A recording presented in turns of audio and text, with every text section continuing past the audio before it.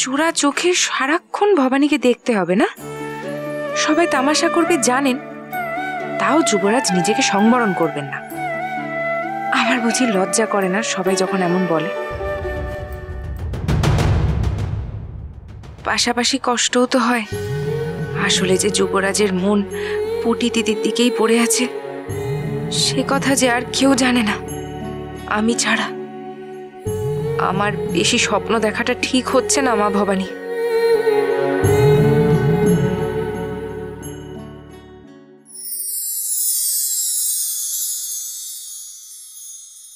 কই কই গো গিন্নি, দাও দাও। মাগো, আজ আমি মায়ের আরতি করব বলেছিলাম, মনে আছে তো? ভুইলা যামকে সব মনে আছে। এই নে করে প্রাণ ঢাইলা আরতি করে। করবো না কেন বলো? গ্রামে গ্রামে খবর ছড়িয়ে পড়েছে আমাদের জামাই বাবা জীবনের রাজ্যাভিষেক হবে। আমাদের জামাই বাবা জীবন রাজা হবে নাটোরের, মেয়ে হবে রাজরানী। ওদের সৌভাগ্য আর সুস্থতার জন্য তো আরতি করতেই হবে। হ্যাঁ, কেন করবো না বলো? মায়ের কৃপাতেই তো সব। সেখানে এত বড় ব্যাপার হইব, কত বড় কাণ্ডে হইব। আপনি যাইবেন তো? হ্যাঁ, যেতে তো মন চায় গিন্নি, তবে ভয় হয়, শঙ্কাও হয়। খালি মনে হয় যে এত বড় রাজবাড়ি, এত জাঁকজমক, সেখানে আমার মতন এরকম সামান্য ক্ষয়িষ্ণু একজন জমিদার গিয়ে দাঁড়াবে, সেটা কি মানায়?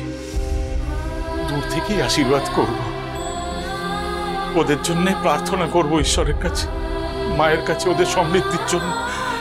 সেটাই ভালো।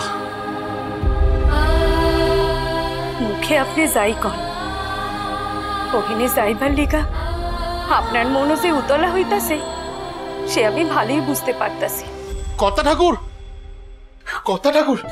নাই মশাই, এমন হাঁপাইতেছেন কেন? কি হয়েছে না মশাই? কোনো ঘটনা ঘটেছে নাকি?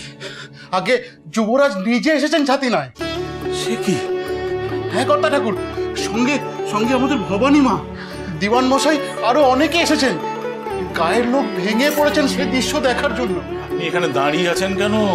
যান, লোকজন নিয়ে ওনাদের নিয়ে আসুন। হ্যাঁ, সসম্মানে সকলকে নিয়ে আসুন, যান। যাচ্ছেন যাচ্ছেন। মা, মাগো,